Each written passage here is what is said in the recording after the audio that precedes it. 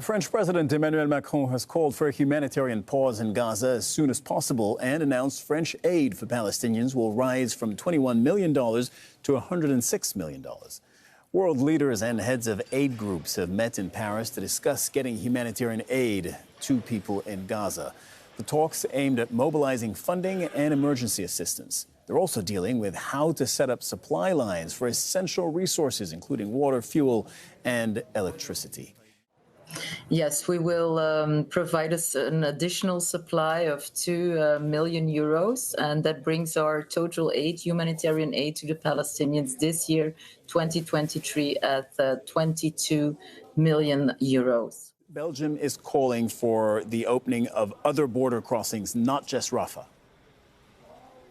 Yes, I think it's very clear. You have mentioned the humanitarian catastrophe. There is no water, no supplies, no medicines, no food. So it's very, very critical that as much humanitarian aid as possible can enter into Gaza. And I've been informed that on a usual day before October 7th, there were 500 trucks necessary to supply what Gazans need. And now we have seen 600 trucks coming in by Rafah since October 7th. So the catastrophe and the suffering is disproportionate and is inhuman. So there are 3 border crossings into Gaza from Rafah, the one that opens up once in a while from Egypt, but there are 2 more from Israel at Erez and Kerem Shalom. And we'd like to call also the Israeli government to open up these border crossings for extra humanitarian aid, because people are suffering inside the Gaza Strip. It's Israeli hostages who are suffering, but it's also ordinary Palestinian citizens, a lot of children that are suffering a lot. And I think it's important that more humanitarian aid gets into the Gaza Strip. And there are many, many people, whether it's people, countries, or aid agencies, that would agree with that position. But Israel isn't exactly listening. Israel isn't exactly listening. Israel isn't exactly listening, is it? So, it's one thing to call for more humanitarian aid, call for more border crossings to be opened. What do you do if then Israel just says no, which essentially it has been saying?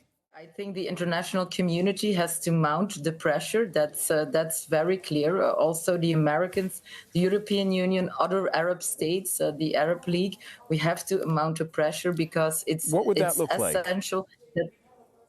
Well, that will be a dialogue at first sight, but also the Belgian government, for instance, is considering the recognition of the State of Palestine. The Belgian government, for instance, is considering the recognition of the State of Palestine. The recognition of the State of Palestine. The recognition of the State of Palestine, because I think we can only solve and end this violence through negotiations. Palestinians and Israelis alike have the right to live in peace, to live in security, and that means that we also, next to the State of Israel that has been recognized, we have to recognize the existence of the State of Palestine, to recognize the existence of the State of Palestine. To recognize the existence of the State of Palestine. And that's the only tenable solution in the long term for peace and security for both peoples. You are considering recognizing the State of Palestine as a way to put pressure on Israel.